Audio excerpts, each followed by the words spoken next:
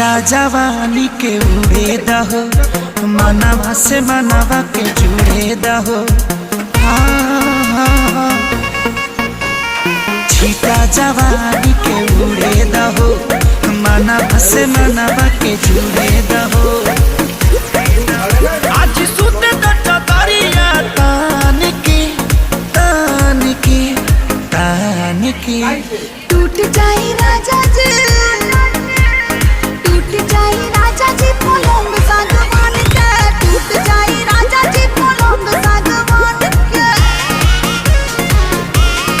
Hello বন্ধুরা, কেমন আছো সবাই? আশা করি খুব ভালো আছো, সুস্থ আছো।